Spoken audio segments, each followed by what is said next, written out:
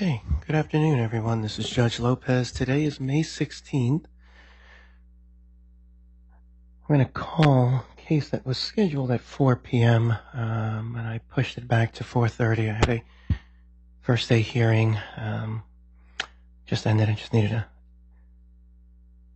short time to prepare for the second hearing, so I appreciate everyone's patience here.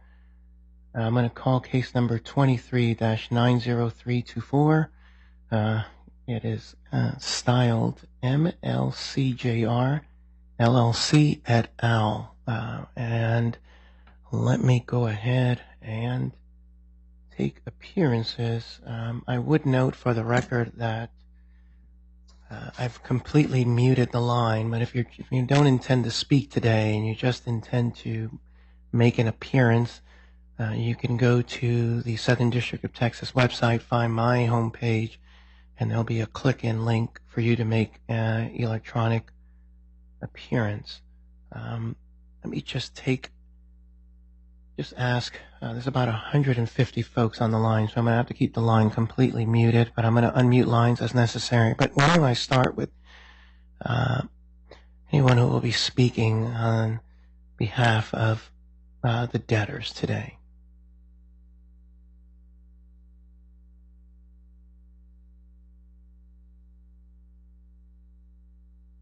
You can hit 5-star.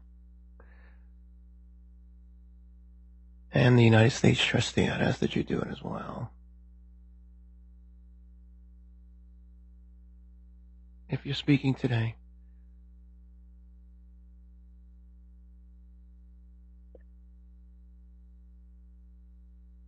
Just a second.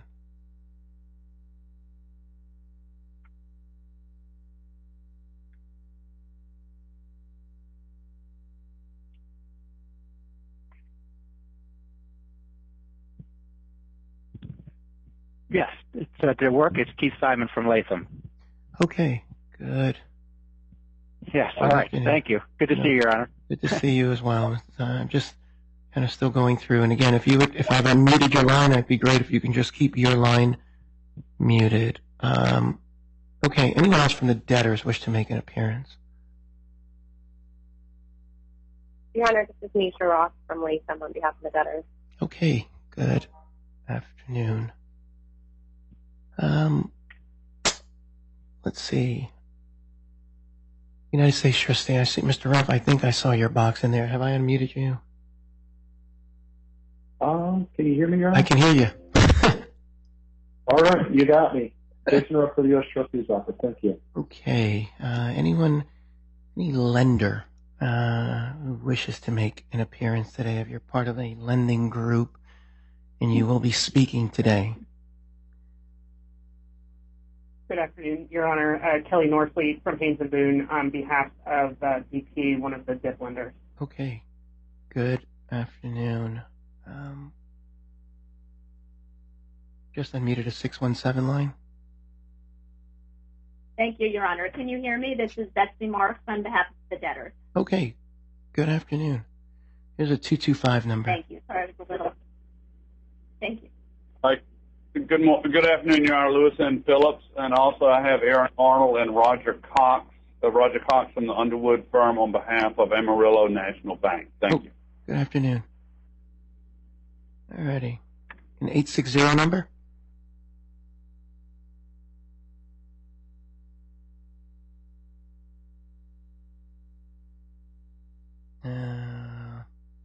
My apologies. I was on mute on my phone as well. I do it all the time. Good afternoon.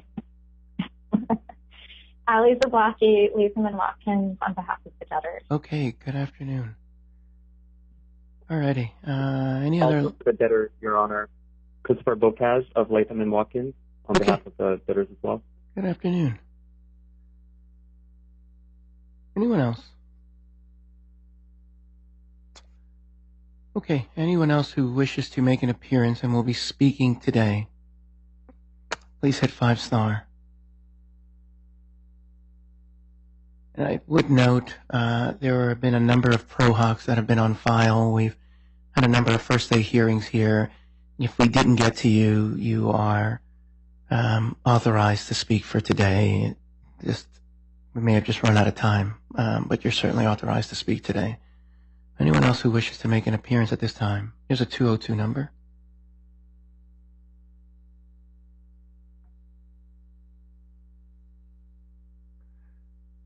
Alrighty, here's a 713 number. Judge, good afternoon. It's Ed Ripley with Andrews Myers representing Chevron. Alrighty, good afternoon, Mr. Ripley. 214 number. Good afternoon, Mike Pip. Good afternoon, Your Honor. Mike Pipkin on behalf of United States Fire Insurance Company. Good afternoon, Mr. Pipkin. Good to see you. Here's Good to see you as well. 205 number. Good afternoon, Your Honor. James Bailey on behalf of TPS. No thank you. Okay, and here's a 615 number. Good afternoon, Your Honor. Michael Collins, Manure and Herod PC on behalf of Westchester Fire Insurance Company, Travelers Casualty and Surety Company, and Argonaut Insurance. Good afternoon. Here's a 225 number.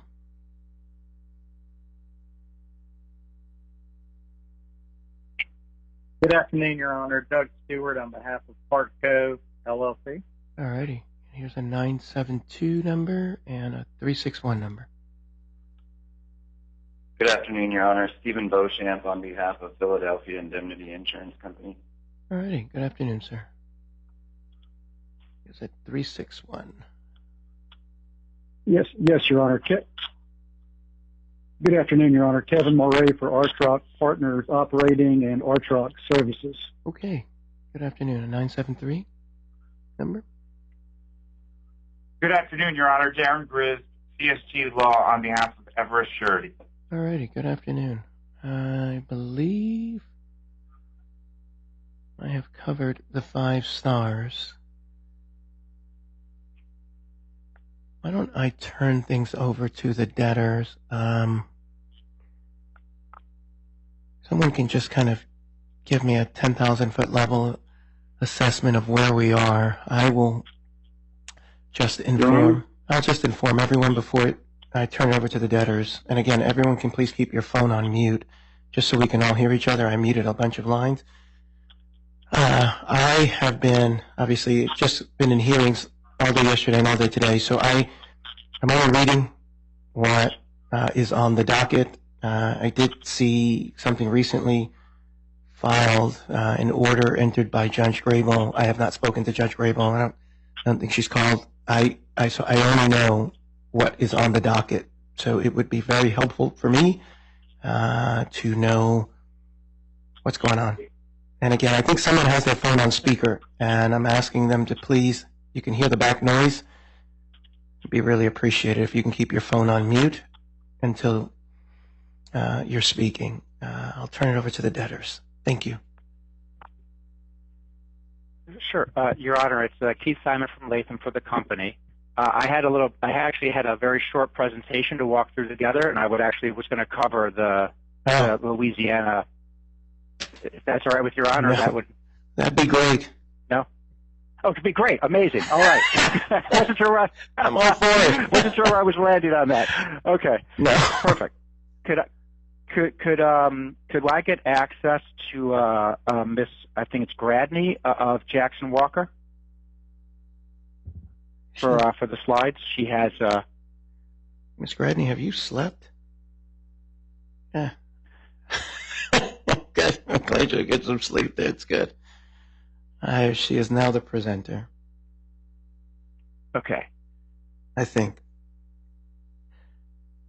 Miss Gradney, let me know if do I need it.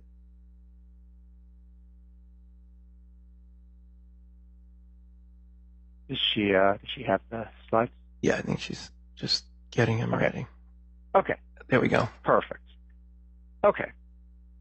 If we could go to slide 2, we'll just the chapter 7 stuff is on the 4th slide, but we'll just go through, and I promise I'll get there really quick. No. Take your time. Take your time. I didn't mean to rush you. I just wanted to tell everybody what I knew, and then which is nothing.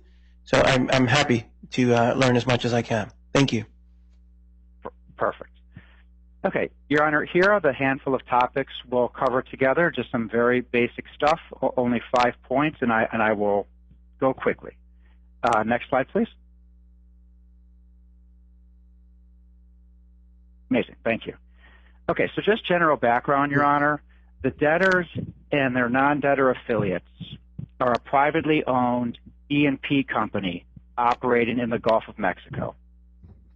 The company was established in 2003 and commenced operations in 2004. The debtors are headquartered in Dallas, Texas, with operational and administrative staff in New Orleans and Houston, with offshore operations ranging from Texas to Alabama. They have an extensive portfolio of properties spanning 750,000 net acres, with a focus, Your Honor, on shallow water properties. Like a lot of E&P companies, they've engaged in asset acquisitions. Their largest was in 2018 when they acquired Energy 21's Gulf of Mexico shelf assets. Next slide, please. And here's the exciting part, Your Honor, which you don't see every day. On Friday, May 12th, certain trade creditors filed an involuntary Chapter 7 against a single entity, Cox Operating, in the Eastern District of Louisiana. Okay. On Sunday, MLCJR and 6 of its affiliates, including Cox, commenced these cases. A lot has happened over those last 2 days. On Monday, we filed an emergency motion to transfer venue from that court to this court for that single filing. A preliminary hearing was held earlier today. A final hearing, an evidentiary hearing, is being held on Monday, Your Honor. But today, Judge Grable expressly entered an order on her docket which permits this first day hearing to proceed as planned. And, Your Honor, that is docket number 87, paragraph 5 on your docket. We filed that notice once she signed that order. But she was very clear that we could go forward today because, as you will hear from Mr. Omohandro, we have payroll on Thursday, and without the dip, we can't afford it. And so she was very aware of that. The petitioning creditors, who I'm sure will speak as well, obviously nobody wants to not be able to fund payroll. So for that, Your Honor, for today's purposes, Judge Grable was absolutely clear that this proceeding can continue. Okay. Before I go on, Your Honor, any questions on this page? No, sir. Okay, thank you. Okay, next slide, please.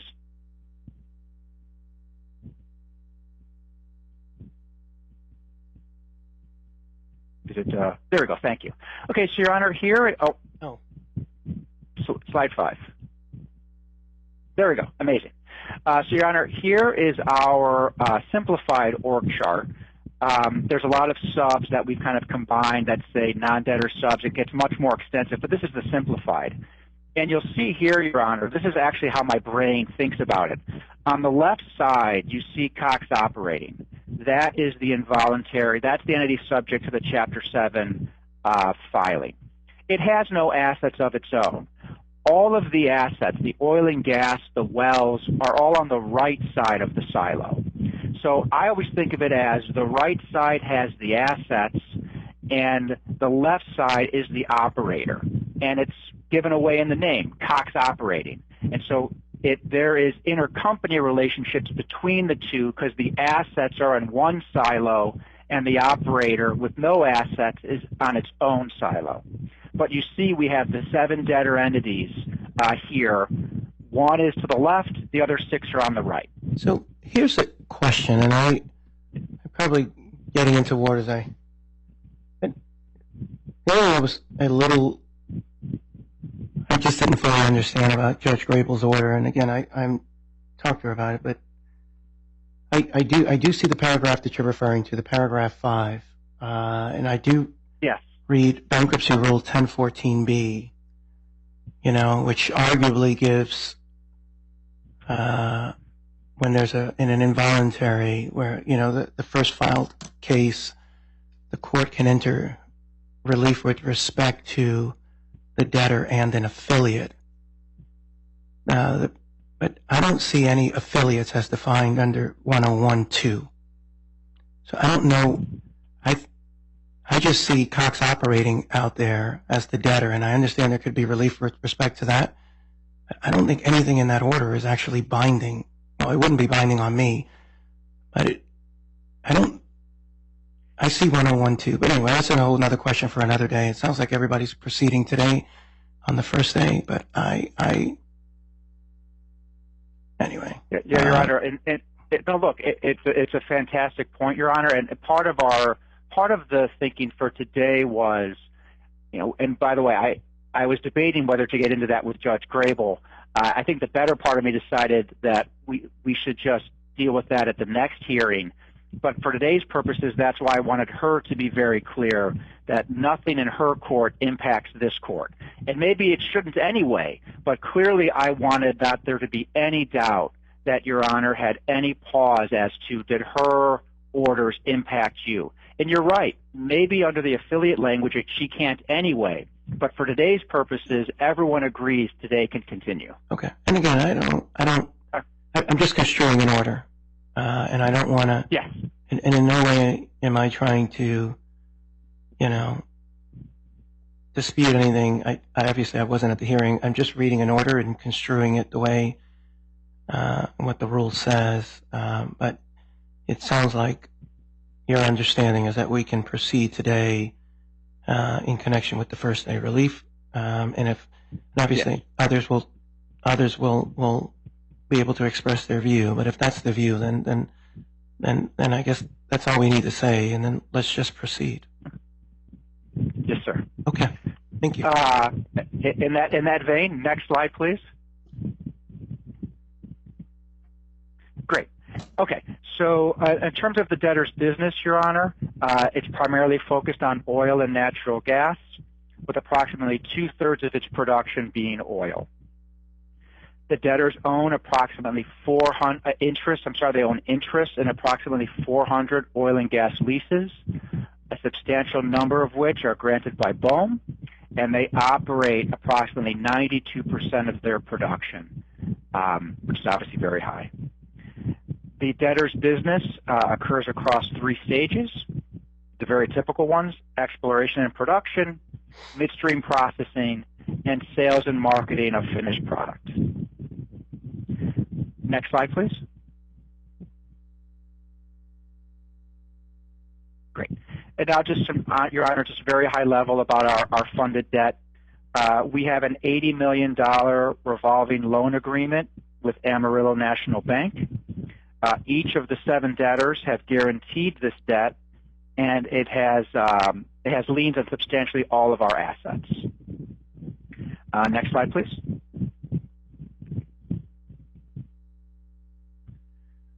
We also have, Your Honor, a secured swap agreement. That is with debtor MLCJR and BP Energy. Just like the revolver, the other 6 debtors guaranteed it and pledged the same assets. Pre-petition, BP terminated the transactions under the swap and established their early termination amount of approximately $190 million. So rough justice, pre-petition secured creditors of $270 million. But the one thing that's unique, Your Honor, here is that the revolver and the swap are actually pari passu with each other. It's not a first lien, second lien. It's actually pari debt. Next slide, please.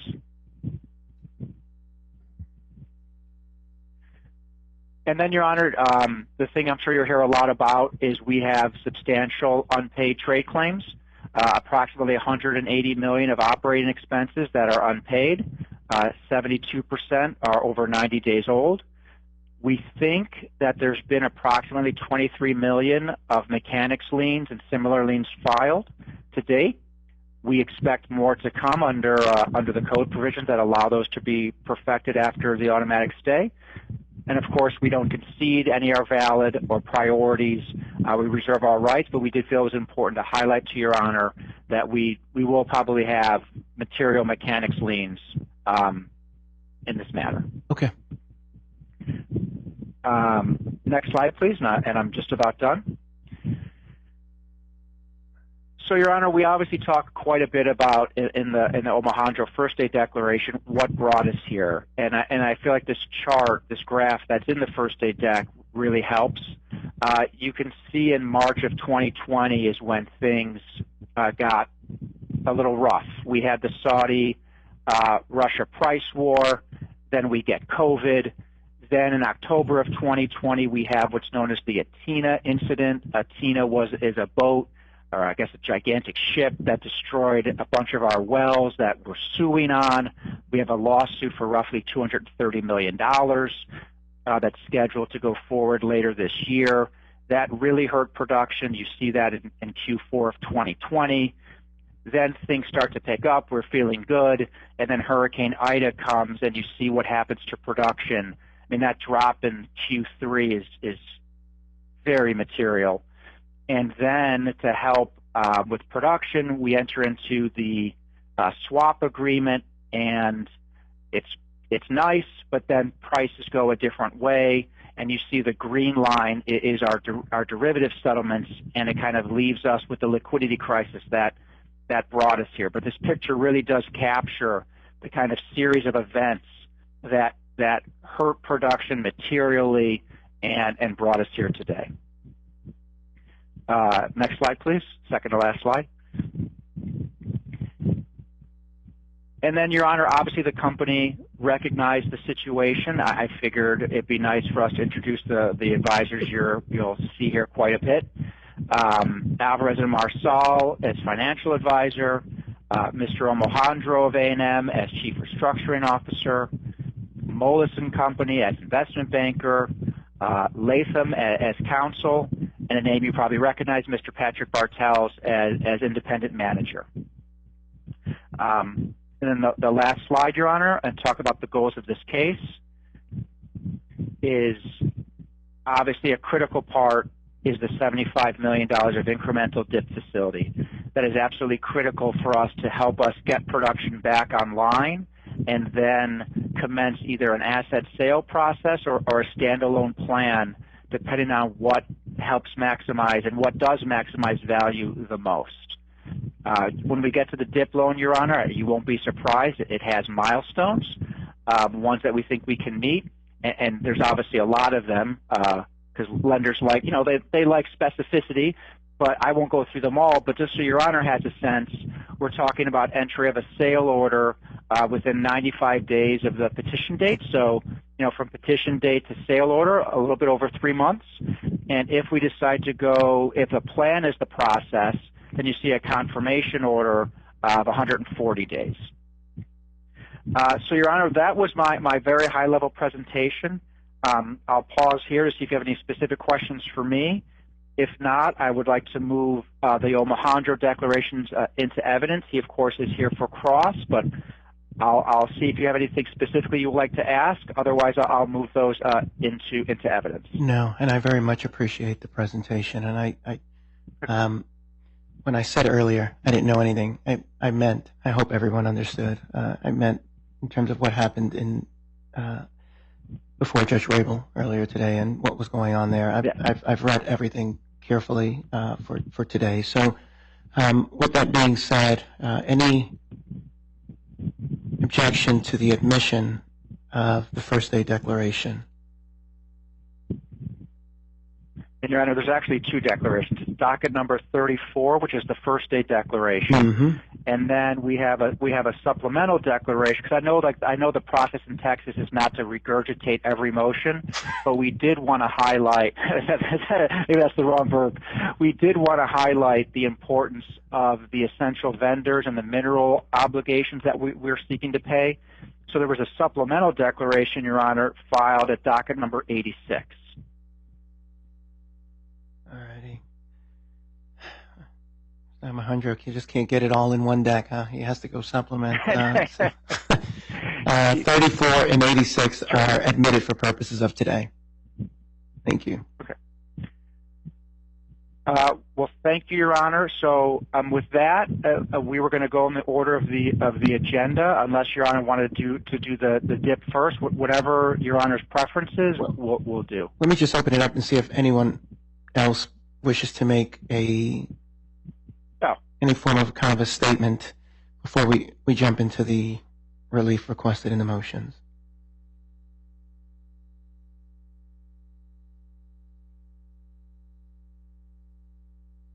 Sounds like we're going to the motions. All right. And would you like to go on the order of the agenda, Your Honor? However you want to proceed is fine with me. As long as someone calls out the docket numbers, we can go. Let's do that, and I would like to say on the record, Your Honor, thank you to my team. The people who are presenting this motion worked incredible amounts over the weekend and dealt with me more than they ever wanted to. So I did want to say thank you so much to them, and they're really a really great team. I'm very proud of what they accomplished in such a short time frame. They get a war story. That's the pay. That's what it's all about. So I'll turn it over. Good afternoon, Your Honor. Nisha Ross of Latham & Watkins, opposed counsel to the debtors. Are you able to hear me okay? Just fine, Ms. Ross. Good afternoon. Great. Good afternoon. I'm going to start my presentation today with the joint administration motion, which is found at docket number 2 and agenda item B1. Through this motion, the debtors are seeking the entry of an order to procedurally consolidate and jointly administer under the case of MLCJR LLC, case number 23-90324, the cases of the 6 affiliate debtors listed therein. As my colleague, Mr. Simon, just discussed, an involuntary Chapter 7 was filed against Debtor Cox Operating in the Eastern District of Louisiana, and we have filed an emergency motion to transfer venue to this court.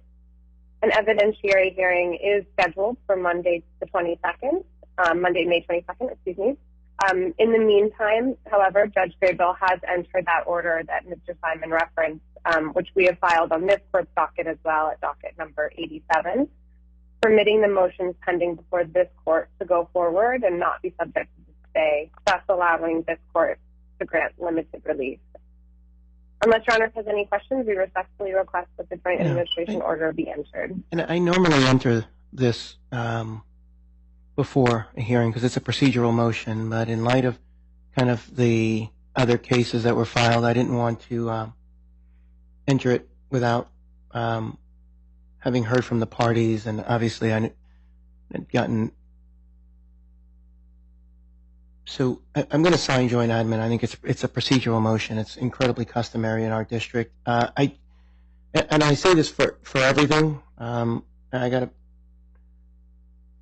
This doesn't create a package, right? These are jointly administered cases for procedural purposes only. So if something happens, right, this does not create a package deal to shift things one way or the other. I'm just making myself really clear about kind of what I'm doing here. This is entirely a procedural motion, and I'm granting that relief. This isn't packaging anything. It's just saying we're going to hold joint hearings, and the debtors can proceed, and claimed agents' lives can get a little easier. So I've signed that order, and it is off to docketing. Understood. Thank you, Your Honor. I will next go to agenda item B2, the Kroll retention application, which is also filed at docket number 24. Through this application, the debtors seek entry of an order authorizing the retention of Kroll as claims agent.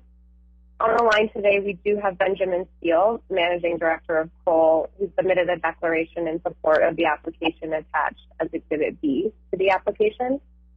Unless Your Honor has any questions for myself or for Mr. Steele, we request that the court enter the order authorizing the retention of Kroll as claims agent. No, I'm going to enter it. Again, same basis. Thank you. Moving along, we will now go to docket number 14 and agenda item B3, the debtors' motion to extend the deadline to file their schedules and statements and their financial reports. The debtors are grateful to have received the input of the U.S. trustee who has signed off on an extension of the filing of the schedules for 30 days for a total of 44 days from the petition date, which would bring us to June 27th, 2023, and an extension of the filing of the 2015-3 report to and including the later of 45 days from the petition date, which would be June 28, 2023, or 15 days from the 341 meeting. We do believe that the debtors and their advisors will benefit from these relatively short extensions and giving them the opportunity to compile all of the information that is required and to ensure accuracy. Unless Your Honor has any questions, we respectfully request that you enter the order extending the schedules and statements. Okay. It is approved. We want debtors to get schedules right. It's important, and the relief requested is appropriate. Counsel, I'm also entering the designation of these cases as complex cases now that I've entered the joint admin order. So I've done that, and that's at docket number 9. I hope I didn't steal someone's thunder. The schedules extension, the docket. Happily. Remind me where the docket, the schedules extension is docket 14. All righty.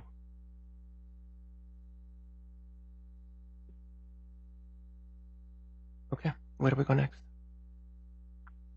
Okay, next we go to the creditor matrix motion, which is found at docket number 13 and agenda item B4. By this motion, the debtor seeks the authorization to redact personally identifiable information included on the creditor matrix, as well as approval of the form and notice of commencement, as we just did. Specifically, we are requesting the authority to redact the names, home and email address, and other personal identifying information, listed on the creditor matrix, the schedules and statements, and any other relevant document that is filed with this court. As this court is aware, recent incidences and cases have demonstrated that this relief is necessary to ensure that individuals are not susceptible to identity theft, harassment, or other horrors resulting from the publication of their personally identifying information. We have consulted with the U.S. trustee, and they did push back.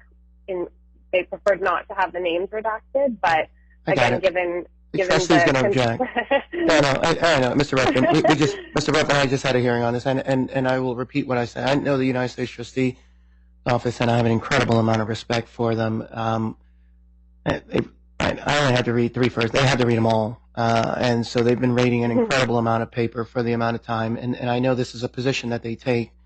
I think Judge Jones and I are comfortable with the procedures, with where they are, but certainly duly noted. So I'm granting that one.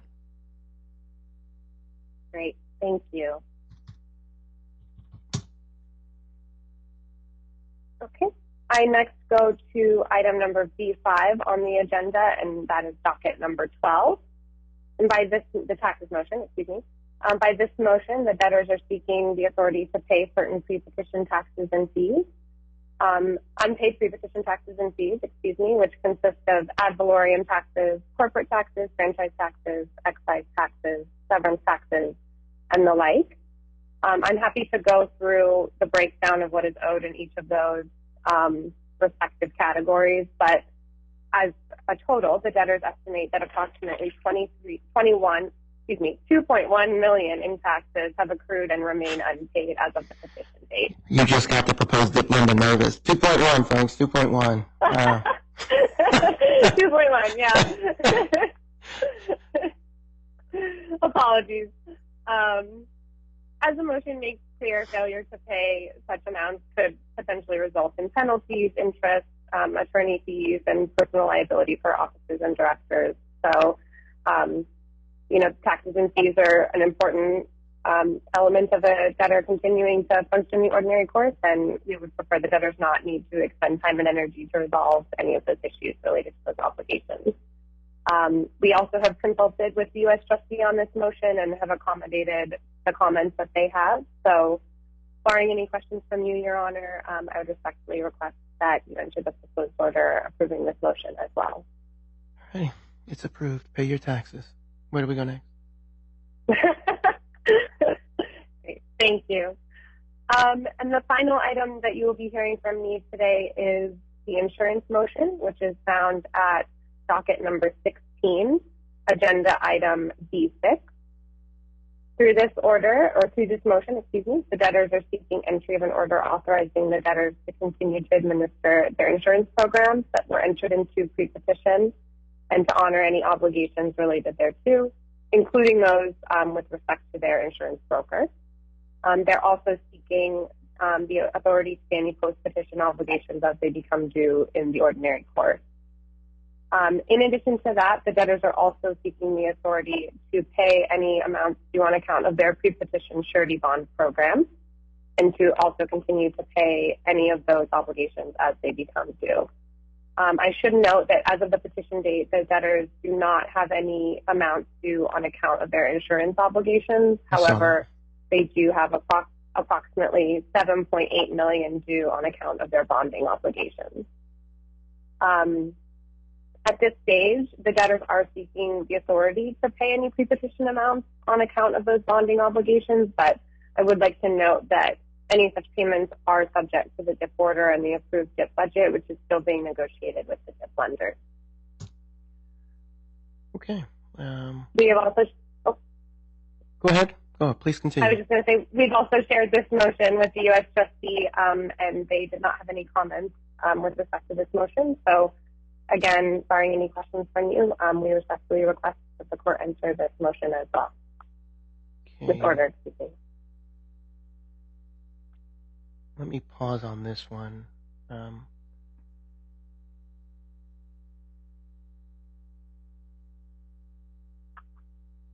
Anyone wish to be heard with respect to the insurance motion? Your Honor, Mike Pipkin on behalf of the United States Fire. Yes, sir. Really just a brief response that I think does need to be addressed. I don't know that United States Fire has any particular issue with the motion itself, but I have to say that looking at paragraph 18 of the motion that lists 14 different sureties and the cumulative bond amounts of in excess of $673 million, not all of those sureties are here today. I noted during the announcement phase several who are, but not all are here. So on behalf of United States Fire, we request that the relief entered be of an interim nature with a hearing for a final order to be set at such time that any other sureties that wish to be involved can have input on the language of a final order. Okay, thank you. Does anyone else wish to be heard? Judge, this is Darren Grizz on behalf of Everest, and I would sort of echo Mr. Pipkin's comments that this is we're just getting into this as a surety group, and I would sort of echo the request that it be interim relief with a final hearing to be scheduled at a later date. Anyone else wish to be heard? Counsel, what's your response?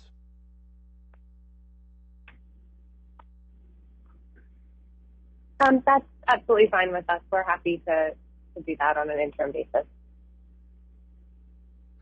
Okay. Then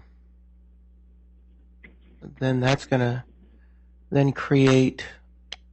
I now have to create a second-day hearing. When do you want to come back? We did reach out. Oh. Go ahead. Yep. Your Honor, Lewis and Phillips on behalf of Amarillo National Bank. I think one of the things lost in Ms. Ross's communication is that the interim order, any proposed payments on surety, we've divided the motions as I understand them, with insurance on one hand and surety on the other. Mm-hmm. And the relief that's requested is subject to the DIP order and currently the DIP and budget, and currently the budget does not include any surety amounts, and the debtor has continued to negotiate. So any relief that's entered today is going to be subject to an extension, a budget providing for payments and budget approval for weeks 5 and following. So it'll, by definition, have to be dealt with either through an approved budget or a subsequent final order. Okay. So what I'm going to... Your Honor? Yes. Yes. Have you heard? It's Michael Collins on behalf of Westchester Travelers and Argonaut. Yes, sir. That was one of the issues that I had. The budget that's with the DIP order has a line item that indicates insurance and surety. I guess what I'm hearing from Mr. Phillips is that, in fact, surety is not included in that line item. I know we're not on the DIP budget, but it kind of affects this as well, because I was a bit concerned that the caveat of the authorization to make the payment being subject to the budget kind of puts the sureties in the position of not really being able to rely upon this order. From our standpoint, this order gives us the comfort that when we talk to the debtors and we renew bonds and we take actions in reliance upon payments that are made or collateral that might be provided, that we need to kind of have the comfort that that's not going to get clawed back at some point based upon some argument that the budget didn't provide it. And so that was a bit of my concern, and that's kind of evident. So maybe if we put this to a final hearing, we'll have some time to kind of resolve that issue and get an order that we can rely upon as we move forward. And I think that'll benefit the debtor as well. Okay. No, I think that makes a lot of sense. And Your Honor, we don't have any problem with that. That's exactly kind of what we're contemplating. I figured. Yeah. So when would the final hearing be? Have you talked to Ms. Alanya about a date? We did. I believe that our co-counsel Jackson Walker reached out to Chambers to request a hearing on either the 7th or the 8th of June. Oh, okay. Judge Saldana is telling me June 7th at 10 a.m. is the date we will have it, and that is rock solid as you're going to get out of me. Okay. So June 7th. Perfect. At, let's see, all right, 10 a.m. Yes.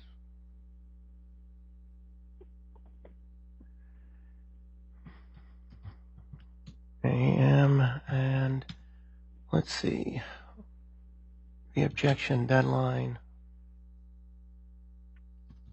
I think we had floated the 5th for that, which would be 21 days notice from when we filed. The 5th? If that is okay with Your Honor.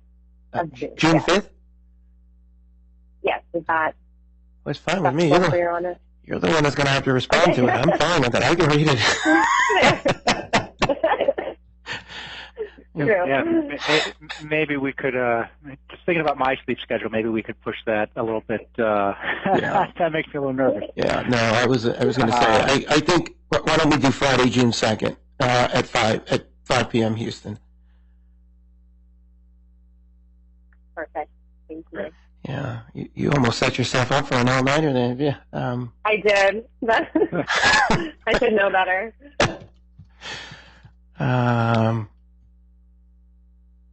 And I'll do this. So all I've done is add an additional paragraph 19 that says the court will conduct a final hearing on June 7th, 2023 at 10 a.m. Central Time.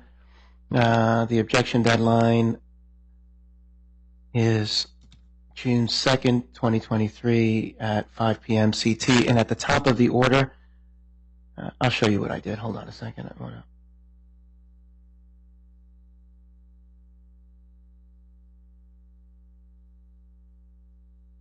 share my screen for a second, let everyone look.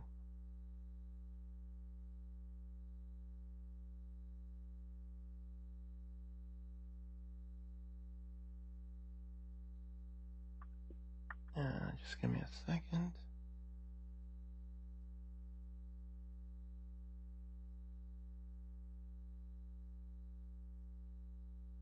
Alrighty, here we go. Alrighty. All I've done is add the word interim here. I'm not going to go through and, you know what I mean. It's an interim order. And the final, okay. And I'll make this prettier, but you see what I did. keep it simple. I will do this. In the interim, I believe I'm getting word that someone wanted to speak, and I'm going to figure out who that is and afford them the opportunity to do so. So just give me a second and let me... Your Honor, it's possible that was me. I kept hitting 5-star, not realizing I was already unmuted, so it's possible. I apologize. No worries. Who is this? This is Michael Collins for... Mr. Collins. Got it. No, let's see. No. I believe it's Mr. Peck. Mr. Pecadden. Let's see if I can get you.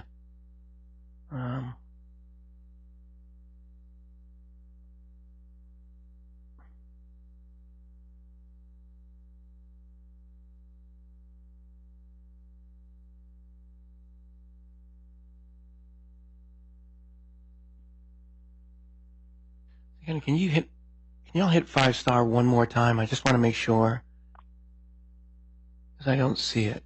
Or you may be unmuted already. No, really. Let's see.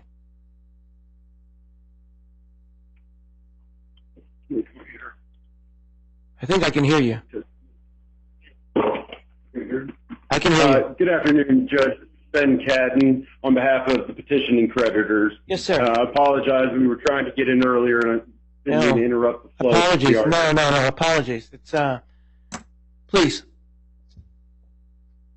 Your Honor, on behalf of the petitioning creditors, we instituted the involuntary on Friday in the Eastern District of Louisiana. As was stated earlier, Judge Grable held an interim hearing on both a motion by the petition creditors as well as the emergency motion to transfer venue by the debtors.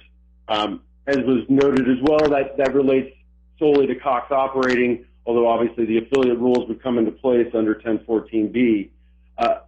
As Your Honor noted, the judge did enter an order allowing this hearing to go forward and allowing for the granting of first-day interim relief. I will note, however, both during the hearing and in the order, she was very express, as evidenced by the underline on the word limited, that because of the short-term hearing on the venue issues and because of the desire to respect the first file court, that today's relief should be limited to what is necessary in the short-term period.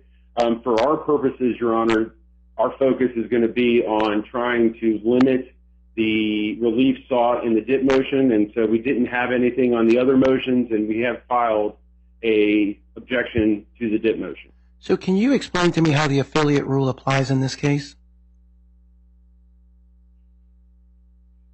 Your Honor, so to the extent that she determines to keep the case in Louisiana, my understanding and belief under 1014B is that she can then order the other cases to be affiliate is defined in the bankruptcy code, right? And so how do you get there? Okay, hold on one second, Your Honor. Let me pull out the definition so I can read you the right one. 1012. I think it's C. It talks about the contract operating. No, I'm just talking about 101, definition of affiliate. Right.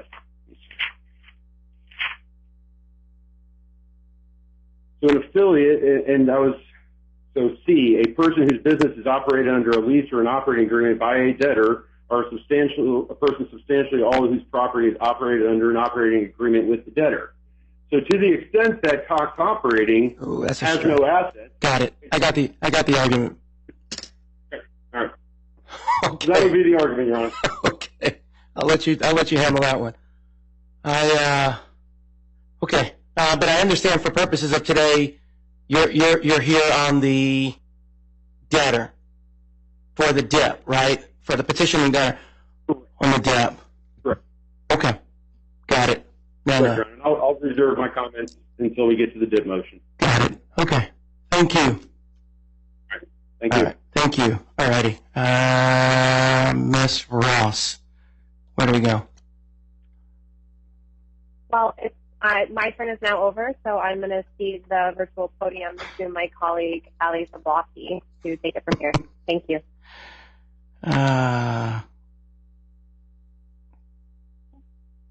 Your Honor, Ali Zablocki on behalf of the debtors. Okay. The next item up on the agenda is the utilities motion at docket number 7. So that's agenda item B7. With this motion, the debtors are seeking relief consisting of approval of their adequate assurance procedures, including an adequate assurance deposit consisting of approximately $195,000 to be placed into a segregated adequate assurance account, as well as a prohibition on any utilities altering, refusing, or discontinuing service. The debtors are not currently aware of any outstanding pre-petition amounts owed to utility companies, and accordingly, this relief is procedural in nature. I would also note that the U.S. trustee provided very limited comments, which have been incorporated into the proposed form of order. And accordingly, unless Your Honor has any questions, we respectfully request that the court enter the proposed order. Okay.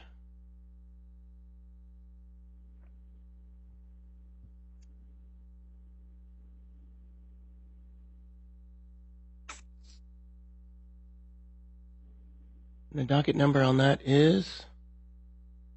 Number 17.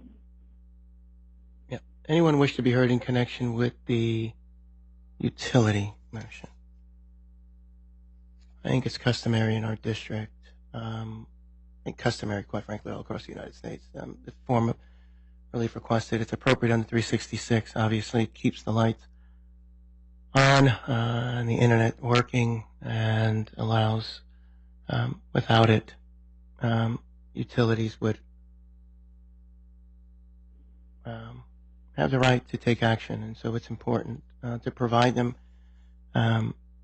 adequate assurance and at the same time give them an opportunity to have procedures if they want to come in and ask for more. So I have reviewed that and I have signed that order. Thank you, Your Honor. The next item on the agenda is the trade motion, which is at docket number 15, agenda item number B8. And with this motion, the debtors are seeking relief authorizing them to pay certain undisputed pre-petition amounts owing to vendors of essential goods and services, which include transportation of personnel and equipment to the debtors' various facilities, third-party labor costs, specialized equipment and infrastructure repair, maintenance, and the equipment itself, gas compression and electricity generation vendors for those offshore sites, and various safety, regulatory, and compliance vendors. The debtors are additionally seeking to pay amounts owed in respect of midstream and marketing services and granting administrative priority in respect to amounts owed on account of outstanding orders.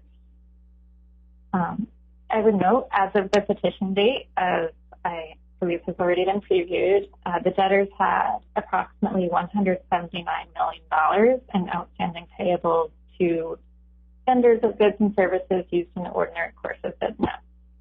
As I think we can all appreciate, that is an extraordinary sum for trade payables for a business that incurs approximately $414 million in such expenses on an annual basis.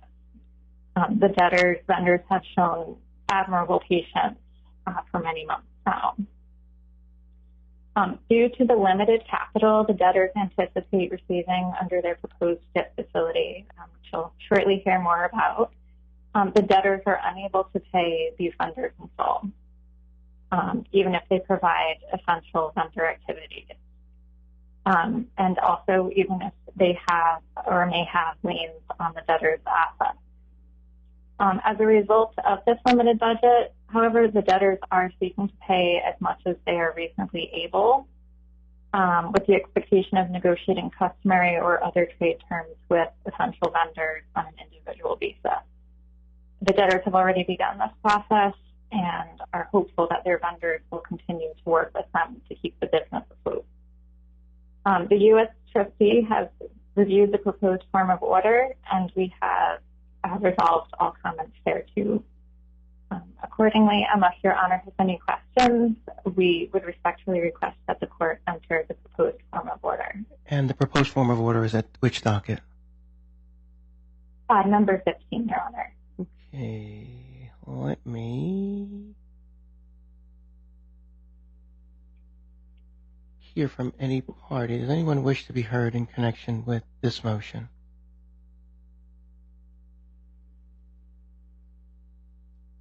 Okay, before the court is motion seeking authority to pay certain essential vendor obligations, marketing expenses, and other related relief in the ordinary course of business. There's been proper notice of today's hearing and service of this motion. For this, I'm relying greatly on the declarations that were admitted into the record to form the basis for the relief requested here. I do note that it is based upon those declarations. I'm going to find that the relief is appropriate under the circumstances, and I'm going to grant it. So I'm going to grant the relief requested. I found that it's a sound exercise of the debtor's business judgment, and I'm going to grant the relief requested. I've reviewed the proposed order that has been filed on the docket, and I'm going to grant the relief requested. Thank you. Thank you, Your Honor. So I have one more item to present, and that's skipping ahead to agenda item number B10, which is the wages motion, and that is also found at docket number 20. And if it's okay with Your Honor, may I proceed with skipping ahead? Oh, absolutely. Thank you. With this motion, the debtors are seeking relief authorizing them to pay pre-petition workforce obligations for compensation, expense reimbursements, and benefits, and to withhold taxes and certain other deductions from the same. To continue various workforce programs, such as medical benefits, income protection, FSAs, the 401k plan, and workers' compensation, all in the ordinary course. To pay vendors and administrators any pre-petition amounts in connection with those programs, and authorizing the debtors' banks to honor any pre-petition checks and funds transfers on account of those obligations. As of the petition date, the debtors have approximately 430 employees and 6 independent contractors. And it is very much a cliche, but it is nowhere more truly said that the employees are the lifeblood of the debtor's business. Without their truly around-the-clock effort, the debtor's operations would grind to a halt, and the debtors would suffer incalculable and irreversible damage to their business and their assets. Accordingly, by this motion, the debtors are seeking first to demonstrate to their employees that the company stands by its obligations to them and will continue to honor those obligations going forward, as well as to preserve the value of their going concern. Of note, per the U.S. trustees' comments, we have added a monthly reporting requirement that covers pre-petition wage obligations as well as any payments in respect of the discretionary bonus program or severance. I would note that we do not anticipate making any discretionary bonus or severance programs in the near term. And finally, I would note that there is one employee who is owed amounts in excess of the statutory cap, but we are not seeking relief to pay those amounts by this motion. With that, unless Your Honor has any questions, we would respectfully request entry of the proposed form of order. And the form of order that you want me to, is that the one at 45 that reflects the changes?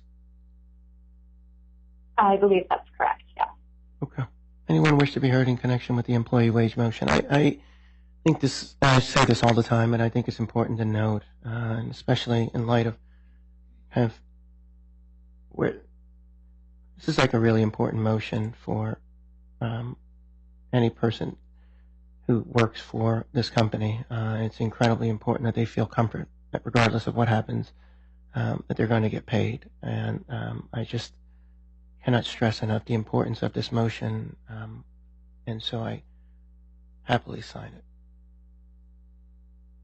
Thank you very much, Your Honor.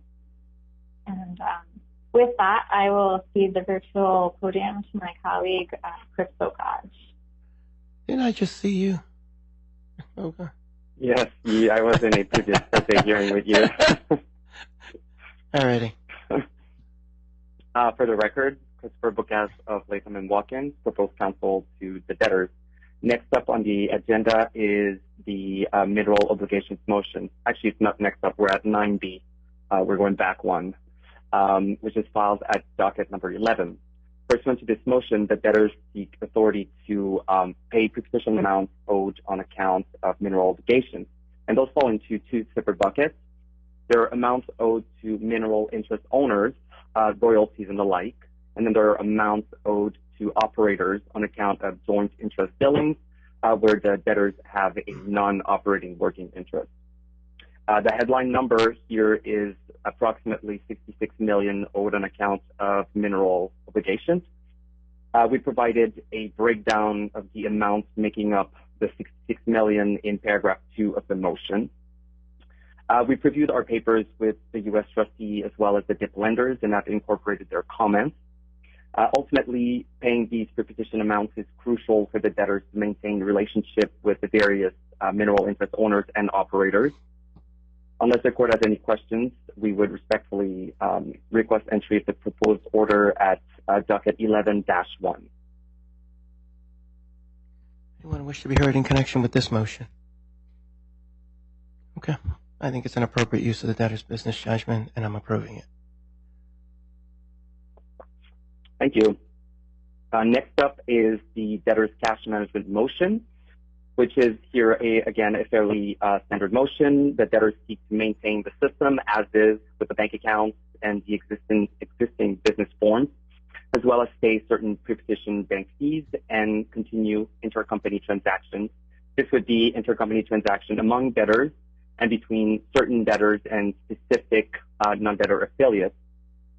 We attached a cash flow schematic to the motion, and the system is fairly simple. There are 20 accounts in total.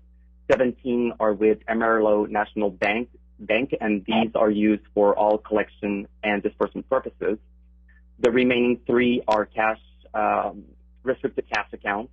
2 are for P&A obligations, and 1 is for a surety bond cash collateral account with Argonaut.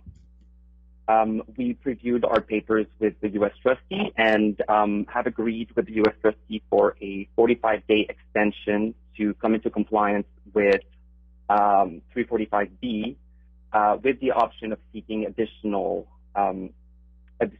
extensions. We've also shared our papers with other parties in interest and have also incorporated their comments. Unless you have any questions for me, we would respectfully request entry of the proposed order, which is attached as docket number 10-2, I believe.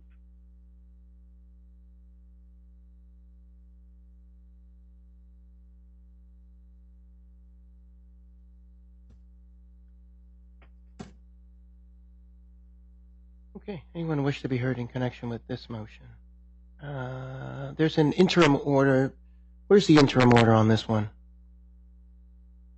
It's actually at docket 10-3. I made a mistake. It's a -2, but it's -3.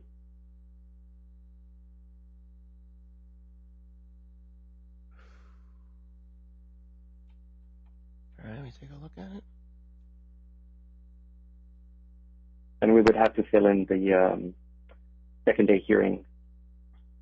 Which means you're going to have to remind me what I said. June 7th, 10 a.m. Central. And I believe we agreed on Friday 2nd for objection. Yeah, that's right. You're right, June.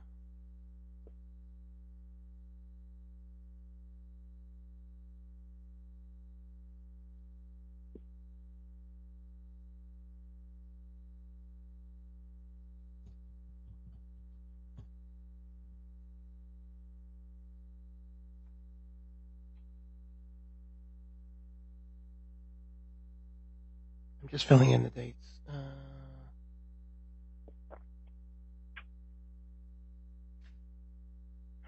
June 7, 2023 at what time? 10 a.m. Central. 10 a.m.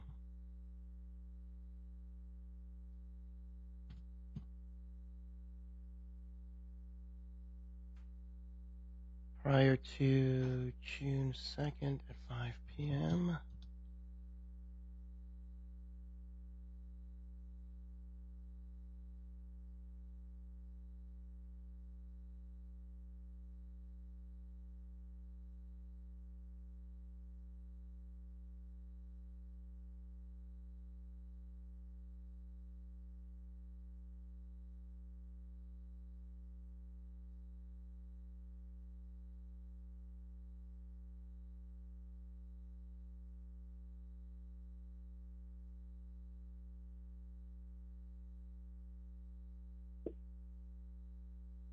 Alrighty, it's off the docketing. Thank you, Your Honor. That's it for me today. I will cede the podium to Mr. Simon for the dip motion. Alrighty. But before you do, I just wanted to no, Sanj, you stay quiet because you heard my little speech earlier today. But I wanted to commend all of the associates who presented today. I said this at the last hearing, and I'll say it again. You know, and there will be a lot of nodding heads if we're honest with each other. But you know, back not too long ago when I was a young associate, I would have just, you know, happiness was just getting a dial-in number where you could listen into a hearing, and just to hear that you all are now appearing in court and having the opportunity to show up. We were just happy to carry a box and walk in, you know, in the back and bring a binder and to look like you were in court, because it was hard to get in the room. And to actually sit at the table was one thing, and then to actually get up and speak in front of the court was an entirely different endeavor. These things were done in a lot of stages, and you know, I had my shot 5 years into being an associate, just the way things were. So the fact that y'all are having these opportunities is just really incredible. I could not be happier to see it. I'm happier that each one of you took this process seriously, and that you didn't take it for granted. That you're, you know, folks who are watching you saw you take something incredibly serious, because an employee wage motion there's nothing more serious than that, because if it's not granted, everyone will know. I also just wanted to just wish you all the best in your careers. It's a real pleasure, and I'm glad we're able to do this virtually. I look forward to the day when you all can come appear in person. I think it's a different experience. I think it's a different bonding experience with partners and getting to know them, and just learning about kind of meeting outside and doing all that stuff. So I'm happy we do the virtual on first days. I look forward to the day when you all can come in person, whether in this case or in another case. I just keep doing what you're doing. You did great. And I wish you nothing but success, but take every day as seriously as you did today, and you'll be great. Thank you. Mr. Simon, I apologize. Thank you, Your Honor. Okay. Where do we go? Thank you, Your Honor. So now, Your Honor, we're at the dip motion, and I know that I think the petitioning creditors, I guess, are going to want to cross Mr. Alejandro, so I suggest I just maybe do a very high level just so I can set the table of what's actually being sought to be approved today on an interim basis. Mm-hmm. Okay. So just at a very high level, just like the existing revolver agreement, the borrower is MLCJR. The other 6 debtors are going to guarantee that and grant liens. They are seeking, as part of the DIP, that the non-debtor subsidiaries also guarantee the debt, which I've done before from a non-debtor's perspective. It's just not, of course, financing. That's nothing unique. The order, of course, only applies to the debtors, and the non-debtors obviously can keep operating in the ordinary course. Just to remind Your Honor, today is only approving new money. The roll-up, which you'll probably hear about, is not up for today. That's a final hearing issue. So at least from my perspective, the new money facility is, I think, a pretty standard facility in terms of it's new money. It gets liens on all assets of the debtor. If they're unencumbered, the new money is, I like to say, is sacred, and so the new money gets liens on unencumbered. Most importantly, Your Honor, for today's purposes, we have a very healthy definition of what is called a permitted prior lien. This new money facility, and by the way, the roll-up, which is later, but just as an FYI, neither of those are priming any lien that currently is senior to what I'll call the first liens. Remember, Amarillo and BP are pari, and so I always want to say Amarillo, and then BP gets upset with me because they're pari. But if it happens again, you'll know I mean both. But the DIP and the new money included is not priming any lien, a mechanics lien, anything that is senior to the existing first lien. So if it's first as of the petition date or under 546, and they are able to jump the line, then it stays first. And I think that's important, Your Honor. That's specifically called out in paragraph 12B of the interim DIP order. And for today's purposes, Your Honor, the interim request, the new money total is 75. The request on an interim basis is 50 million for I think the obvious reasons that we have been stretching a lot of our creditors, and we need, and you'll hear from Mr. Omohandro directly, how much we need to get these people to make sure that the business keeps operating. One little wrinkle, Your Honor, again, to give you a sense of the urgency, the lenders were very accommodating by allowing us, or by permitting funding on a DIP term sheet. And so you'll see this concept of the initial draw, which is a cap of 20 million. That is the amount we can get when we only have the term sheet. We're going to negotiate, I'm sure, a very healthy form of loan agreement. And when that gets signed, we can then get the additional 30 up to the 50 interim amounts. But until we have a loan agreement, which is still being negotiated, we're capped at the 20. I guess for the record, I suppose the lenders could waive that requirement. If they do, I'll be very happy. But I guess in theory that could happen. We'll see how that goes. We'll see what Mr. Phillips says about that. But there is this interim cap of 20 on the term sheet. Let me ask you this, Mr. Simon. Your Honor, I would just. Let me just ask you. So I want to make a couple of comments, and then I want to lower it on. Obviously, there's a hearing that's going to happen, I guess, in the next couple of days before Judge Graybill. And again, I think you hear me on record. One, just reading her order, and looking at the org chart, I don't see affiliates, but there. I also don't see the rule as saying the concept of where to proceed. I don't, in other words, if there was a case that was filed in Alabama and I had a case, or let's just use Vegas, right? I don't think, and then there was a case here, I think Rule 1014 does not allow me to then enter an order and require debtors who filed in Vegas and welcome them to Houston. I don't see that. I don't think the rule allows that. They're procedural rules. They're not substantive rules. So I've got to think about the debtors that I have here, because I think they're Southern District of Texas debtors, because that's where they filed. I don't think a bankruptcy rule can. I don't think I could bring someone from another venue here. I could, maybe if they were affiliates, I could, and they were going to be disjointed rulings before I ruled, I can say pause, but I don't think I can say welcome to Houston. That's just me. I don't think proceed and determine where that is. That's me. But that's not before me today. But that's the way I read the rule. But the way I'm interpreting Judge Gray's order and what I think she means, and because if she's reading it the way I am, that's the way I read it. I got to think about these debtors, but I also have to think about the petitioning creditors with respect to their debtor.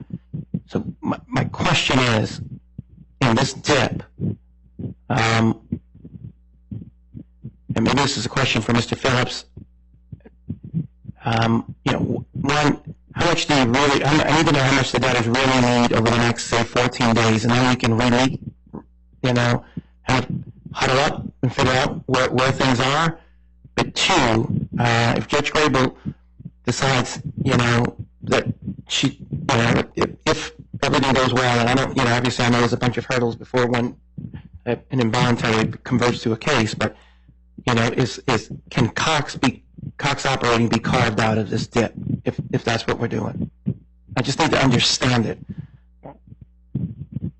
Well, let me try first, and then I'll let lenders counsel, both BP and Amarillo, weigh in. I mean, ultimately, operating and the asset silos, I don't see how they could be carved out.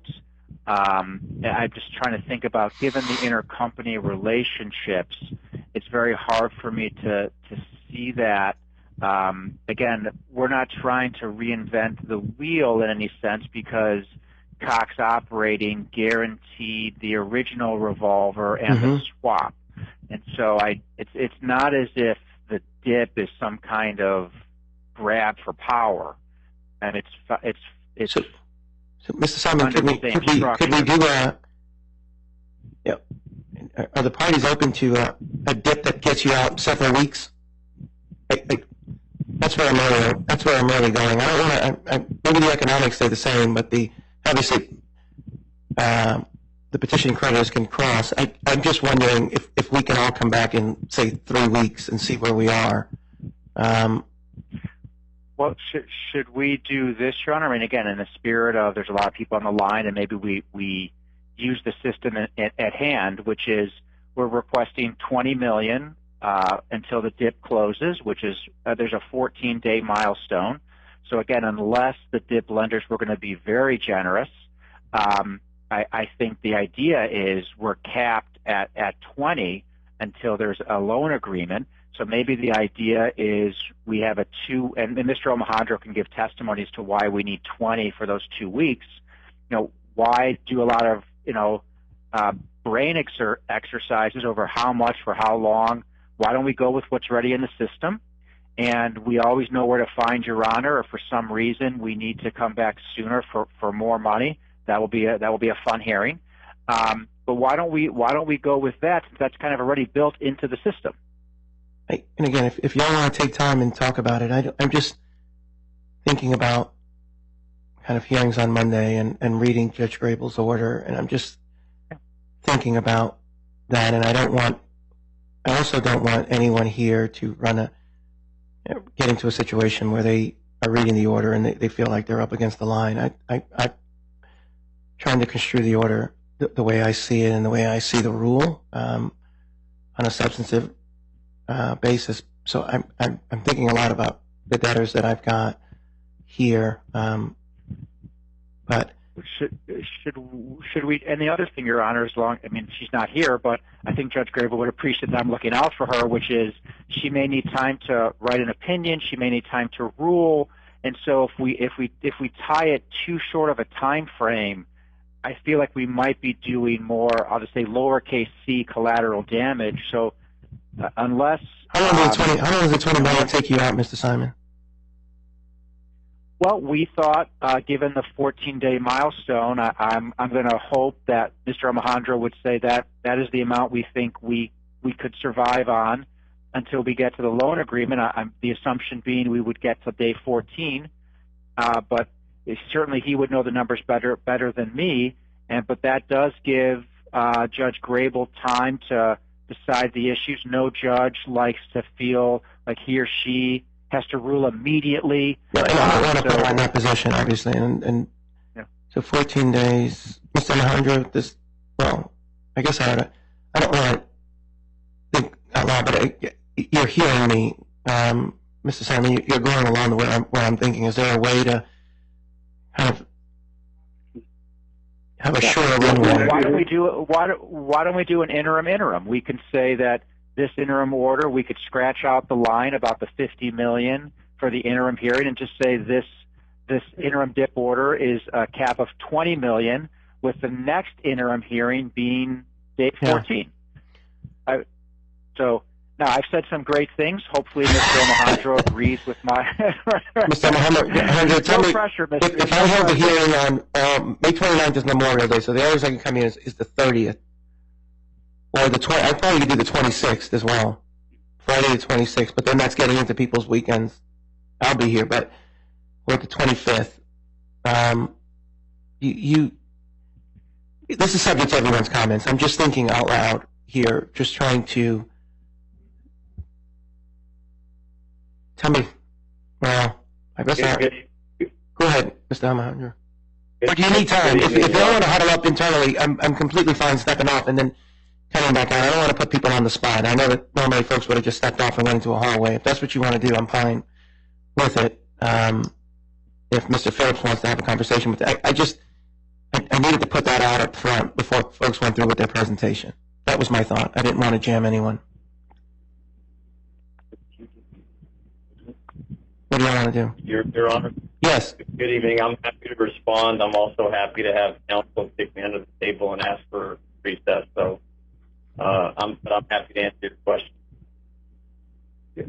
Look, I mean, I'm always happy to kick Mr. Alejandro for whatever reason. It's fun. But if he already knows the answers, I'm happy to, because the most important thing is for us not to be, I'm going to say penny wise, pound foolish. That's the wrong analogy, but I can't think of any others. So if he has a sense for how long the $20 million gets us, that would be great.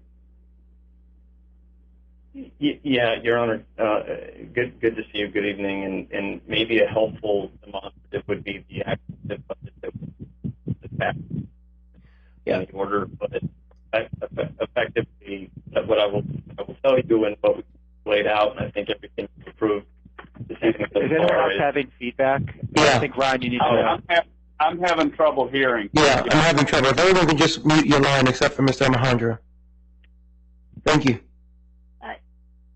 Your Honor, this is Betsy Marks. Well, Mr. Alejandro was working on that audio. Could we have Ms. Gail Reiser have permission to pull up the budget that you just mentioned as a demonstrative?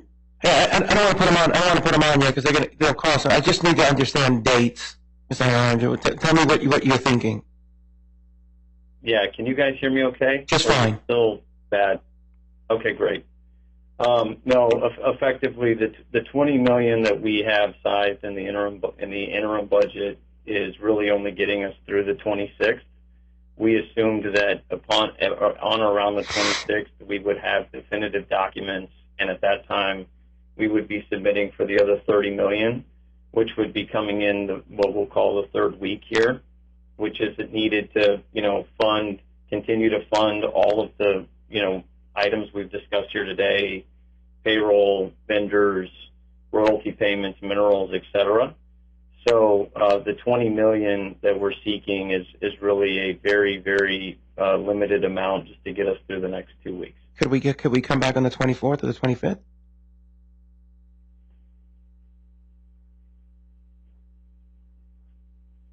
That would work from our perspective, assuming we could have definitive docs as well, and then move on to the second portion of the interim funding. Why don't you think about that? If that works for.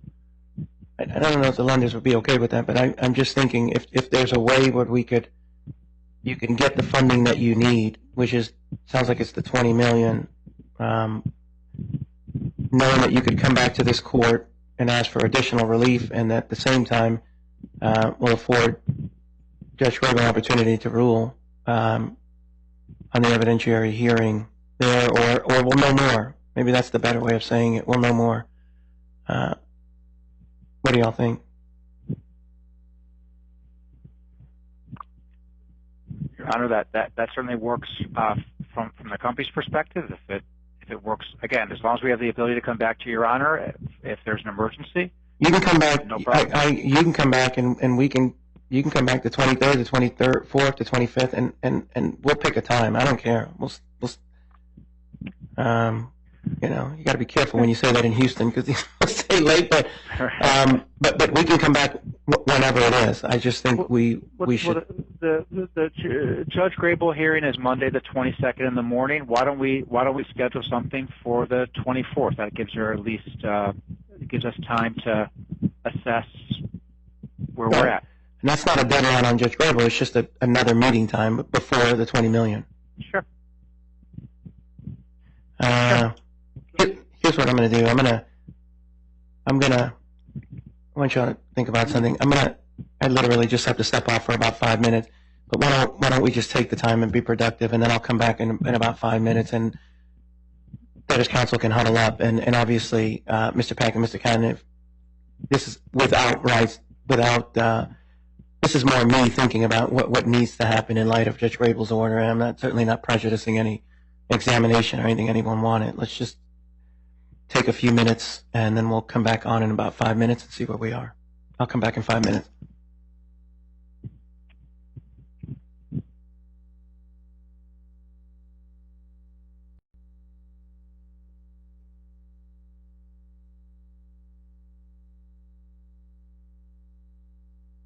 Alrighty, this is Judge Lopez back on the record.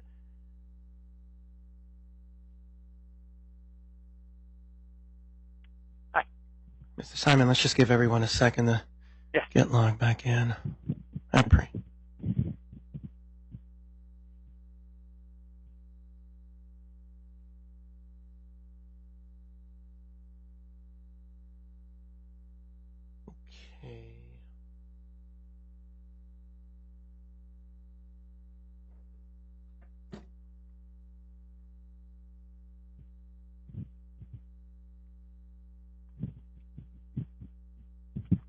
Alrighty, sounds like, well, hold on a second. I want to make sure Mr. Ken, okay, I see them. Okay, great. Yes.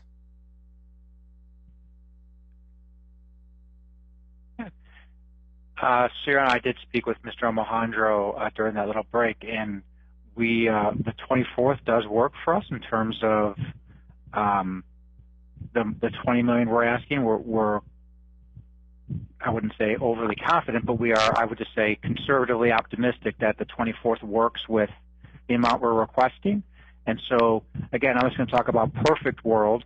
If Judge Grable transfers that case, her case, to your court, then I think the 24th is a pretty innocuous hearing. It's the same order. It's just the amount, the interim amount goes from 20 to 50. I don't think it's a very complicated check-in hearing. And if it goes differently, then I don't want to jinx anything. So anything's possible. Yeah, and I don't, that's how I would view. So I would, why don't we just then proceed with the dip, and we'll have, let's see if anyone has any opening. I don't know. Is it just me? By the way, does anyone see His Honor? I don't. No, His Honor forgot. His Honor clicked on everyone else's camera. Forgot to click his on. Okay. So I was scrolling. Look at there you are. No, okay, good. No, that's. I was getting buzzed by my stamp, and that's got to be what it was. Alrighty. Just before we open the podium, I guess just two things is. We ever obviously entered into evidence Mr. Alejandro's declaration on the need for the DIP. I would like to enter into evidence the declaration of Mr. Bassam Latif over at MOLIS. His declaration, of course, goes to the marketing process, the negotiation process, the number of people he reached out to, the offers the proposals he made, the offers he got back, the negotiations, whether they would be senior, whether they would be junior, whether it be on unencumbered, right? So his declaration is full with that. It's not about the need. It's about the trying to get the best DIP possible. You see him there, a handsome man in the courtroom. He's available to be crossed, but I would like to enter his declaration to evidence at docket number 19. All right. Any objection to the admission of the declaration for purposes of today at docket? Okay. I'll wait one more party. I needed to unmute 504 number. Any objection to the admission of the Latif declaration at docket 19? Okay. No, Your Honor. Okay, it's admitted.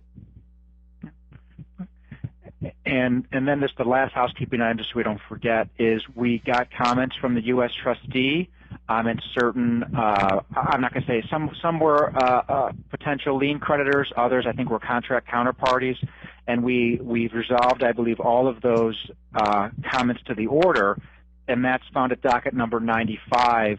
I think the comments are very self-explanatory. We could walk through the red line together if you have any questions, but I did want to highlight that a revised order was filed resolving all objections, I'll just say to the language of the order, for lack of a better description.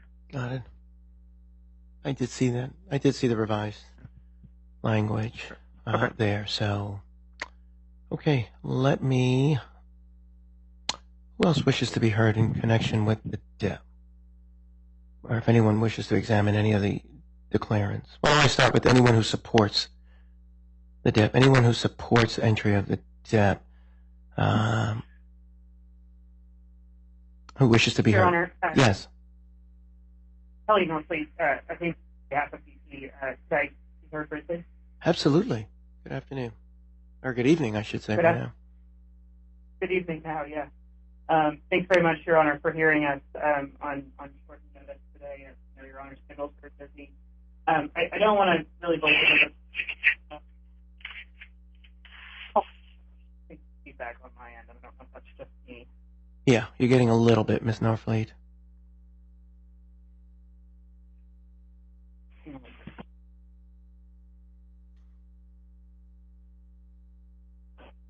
Can Your Honor hear me a little bit now? A little bit better, yeah. And if you've got a cell phone by you, it's always the cause. Try to throw those away. Your Honor, we do represent BP, as I mentioned, who's one of the DIP lenders in this case. And, this case, the DIP was very hard fought, I would say. It was extensively negotiated. The terms were really heavily negotiated between us, Amarillo National Bank, and the debtors leading up to this case. As Your Honor might imagine, BP is not in the business of lending money, much less lending money to bankrupt companies. But finding itself in a secured position with Amarillo National Bank, just given kind of the nature of the debtors' capital structure and their inability to find alternative financing, we in Amarillo sort of became the logical choice to provide financing. So BP worked very hard to get the necessary internal approvals to come up with the cash and then lend it to this debtor. And it was an extensive process. You might imagine that the approvals that BP needed internally to get that done were not easy to obtain and did take a long time. And I just wanted to note for Your Honor, I don't think we oppose Your Honor's proposal to go forward on an interim basis today on the first $20 million draw, which I would note for Your Honor is being funded by BP exclusively. Just given the nature of funding on a term sheet, it was something that Amarillo National Bank was not going to be able to do. So BP is providing that initial funding. Not opposed to Your Honor's approach on that, but did want to comment that I know Your Honor mentioned potentially carving out Cox Operating from the DIP today, and I think there's a variety of logistical reasons why that doesn't work, given the kind of, as Mr. Simon noted, the intercompany relationship of the parties here. Cox Operating, as I understand it, does, I think, hold almost all, if not all, of the debtor's employees, and they receive a significant chunk of the debtor's revenue. So if you were to carve them out and they were not going to either secure the DIP or receive the benefit of the DIP, then I think it just doesn't really work. And so I just wanted to point that out for Your Honor. In addition to that, I would note, based on what I was just saying previously about internal approvals, I don't think sitting here today BP would have authority to fund $20 million without Cox Operating being an obligor on that debt. Thank you. Just wanted to for Your Honor's consideration. And with that, I will rest and just reserve the right to respond to objections raised by other parties. Okay. Thank you, Your Honor. Thank you. All righty. Your Honor, Lewis M. Phillips on behalf of Amarillo National Bank. We echo BP. We have nothing further to add, but we are amenable to the approach to come back on the 24th, I think, and have the first $20 million be approved today. Thank you very much. Anyone else wish to be heard in support of the debt? Okay, let me turn to opponents. Let's see. Yes. Your Honor, Stuart Peck, on behalf of we filed an opposition to this. Today at noon, when we had a hearing before Judge Grabo, we did state, and she did say limited, the relief was limited. We said, of course, Judge, we're going to be reasonable. We want to make sure there's DIP money to keep the, to pay the payroll, of course, and payables, and we don't want to jeopardize and cause environmental problems. So we're amenable to the general concept by the court. We were a little concerned about, we raised our objection on 4001B about the immediate irreparable harm. We don't understand some of the budget items. We like to ask the witness about it because they think they only can get immediate irreparable harm kind of interim relief, what the budget is. We get the payroll, we get some of the trade payables. We don't know who they are. We don't know that's immediate irreparable, but there's some other things we just don't know. So we agree with the concept. Very concerned about the security interest and we think there's a preference here where they increase the amount of their collateral, and we found it. Well, that's for the final hearing, but we were asked witness about that. But we're overall okay with the concept, Your Honor. We want to keep this alive. So we're not going to be bullied by BP, though. They said that today. They say it again. That's fine, but we're not going to be bullied by it. Okay? So we want to keep this debtor alive, and we're willing to go along with the concept the court has. Except for we want to know a couple of these, $20 million. We just don't see immediate irreparable. We just want to know what they are. Mr. Beck, who do you wish to cross-examine? I can't pronounce the CRO's name, Mr. Alejandro. Alejandro. That's all I want to have. Okay. You're the first one that couldn't pronounce it. Alejandro. Okay. I'm sorry. No, little levity. Mr. Alejandro, Alejandro, no worries. I'm used to it. Why don't I swear you in and allow the examination to proceed? And I do at this point. Then if we're going to talk about the budget, then I do think it makes sense for me to make someone the presenter so that they can show the DIP budget. Just tell me who it is. I suspect. Mr. Beck, are you going to ask about things in the budget? Excuse me, Your Honor. Are you going to ask questions? Yeah. Yes. I just want to make sure that I can pass it to someone who can then put it on the screen just so we can all see it. Maybe I can do that. Your Honor, if we could give Ms. Reiser permission to share her screen, she could pull it up. All righty, Ms. Reiser. Let's see if I can. Ms. Reiser, if you can turn your camera on or wave your hand, and then I can find you.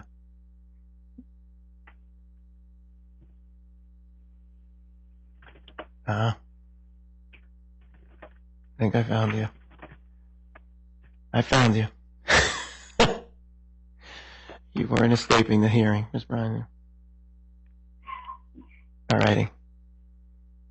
Mr. Alejandro, let me have you raise your right hand. And do you swear to tell the truth, the whole truth, and nothing but the truth? I do. All right, you can have your hand down, and just want you to only, if you have any notes in front of you, I want you to remove them, and I only want you to answer the questions that are before you. And if there are documents that will be shown, we will make sure and put them on the screen so that we can all see them at the same time. Okay?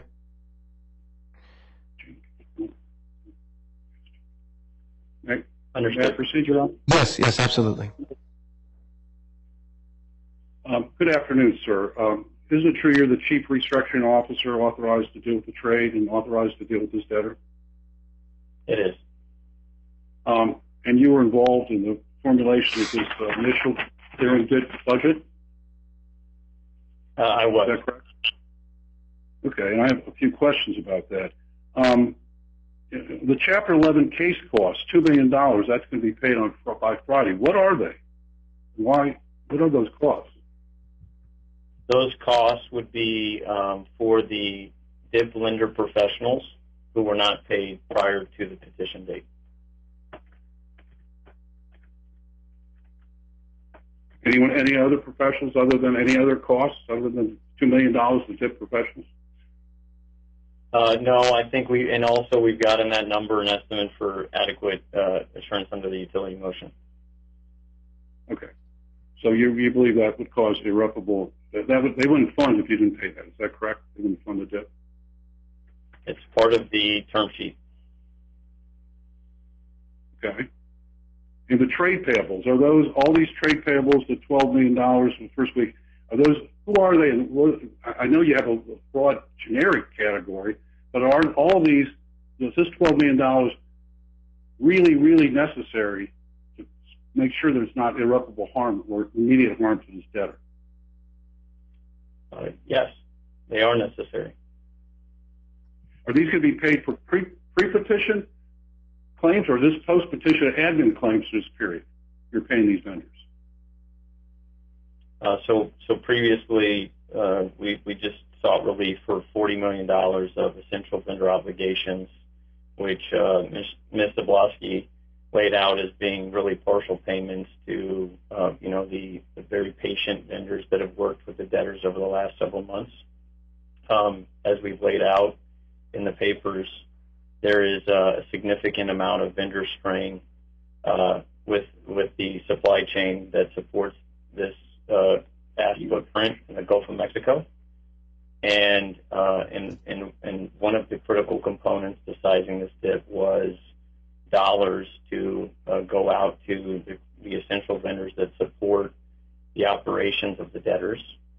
And in this line item, while it's not all paid on day one, the assumption is that we will be negotiating with, dozens of the essential vendors who have continued to operate, continue to provide these essential services to the debtors, enter into agreements under the vendor order to continue providing, the transportation services, the third-party labor, the specialty equipment and services, compression support, and of course, maybe most importantly, the regulatory and health and safety. And so this line item was sized with that in mind. And so the vast majority of that will be payables under the relief that was just entered into under the vendor order. But some of these vendor payments are for pre-petition debt, correct, under the critical vendor. Is that correct? In the critical vendor motion, you're paying gotcha. But isn't it true that you could also just pay COD and keep them current for the next 2 weeks till we have a final hearing and give them money and make the payables you go or pay them in advance as opposed to paying the pre-petition? Is that correct?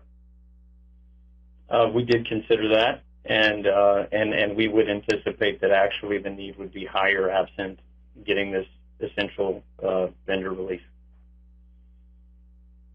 So you expect them to extend you credit? Is that what you're going to do?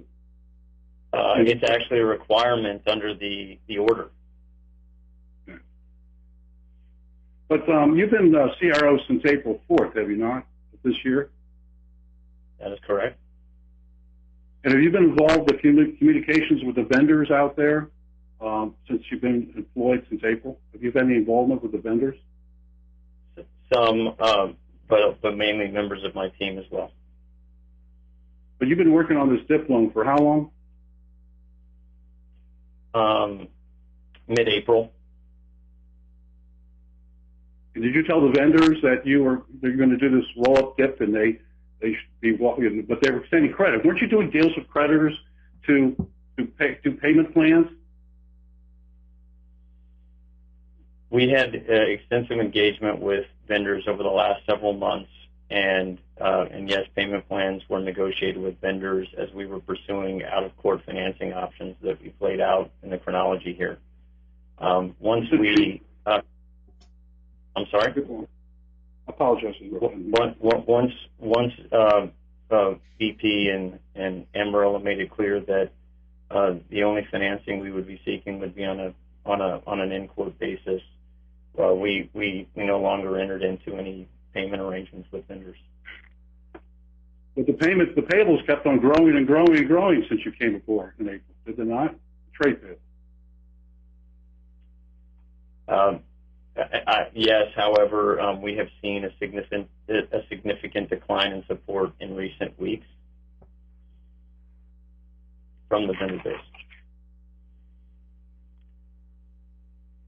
You mentioned some $17 million owed by the working interest owners. Could you explain that?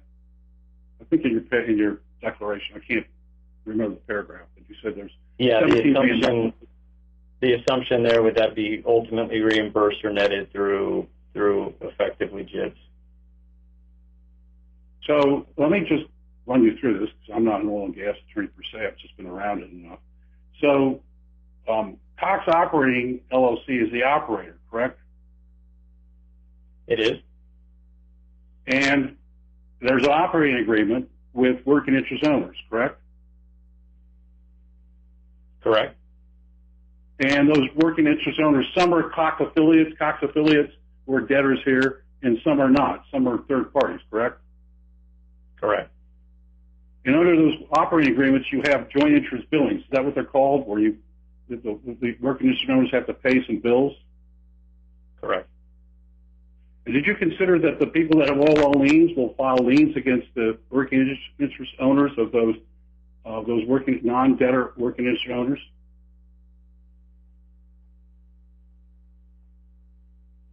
Did we consider that? Yeah. I'm sorry to clarify the question in connection with this Chapter 11 or the DIP? Or? Well, in terms of your budgeting with the $17 million coming in, if in fact people started leaning their working interest or started seeking collection activities against them, are they going to pay the $17 million? We're not anticipating again any cash on account of JIB receivables. And mainly as a practice, those are netted. Okay. Thank you. Now, we can save this final hearing, but just let me understand this. So you have Bank of Amarillo, right, and they're owed about $80 million pre-petition, correct? Correct. And if you know this, tell me if you do or not. They filed a multi-indebtedness mortgage in Louisiana, in the coastal parishes where the production platform of leases, offshore leases, were located. Correct? Right. I understand there's been mortgages filed for some time. I don't know if you can be more specific. Well, in paragraph 52, you said that BP, in sometime in April, when they terminated, got more collateral. Is that right? That is correct, and that was part of a forbearance agreement negotiated in the recent months. And that additional collateral was during the avoidance period. Is that what you wrote, basically? Correct. And so, isn't it true that the multiple indebtedness mortgage that was for $100 million was increased to $500 million in April, sometime April 26 or sometimes 23, to accommodate the BP indebtedness? Your Honor, Lewis and Phillips, I'm going to object to this question. We didn't introduce all of the mortgages that have been recorded in connection with the Amarillo National Bank credit agreement, with the amendments to the credit agreement, including the 2018 amendment that increased the mortgage from $100 million to $500 million because of the intercredit agreement with BP, which added the pari passu indebtedness of the BP with the Amarillo National Bank. And we'll make that evidentiary presentation. We'll provide that to, certainly if there's a committee, we'll provide that. But Mr. Peck is assuming facts that are not correct. There was no increase in the 100 to 500 in April. That was the first increase to 500 million was in 2018. It sounds like why don't we just move all these I'll move questions, on, Your Honor. move all the questions to the final. Okay, thank you. We'll save it to the final. We have no collateral documents. We haven't seen anything. We've looked up stuff, and we think that with Mr. That's not correct in what we've seen. But we'll move on, Your Honor. Can I consult with Mr. Cadden and see if any other more questions? Yes, sir. Take your time. No, I don't have any more questions, Your Honor. Let's just stay with our objection. I think we'll let the witness. Okay. Does anyone else have any questions for Mr. Alejandro? Okay. And we can take down. Riser, let's see. Mr. Pike, you have any questions for any other witness?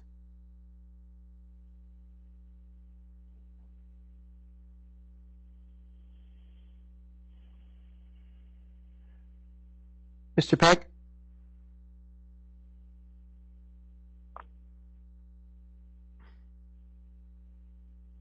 Oh, there you go. So, do you wish to examine any other witness or call any of your own?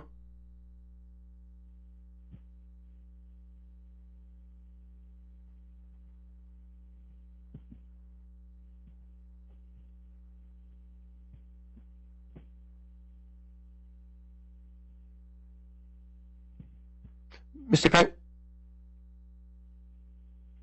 Do you wish to examine anyone else? Let's see if you're hitting mine.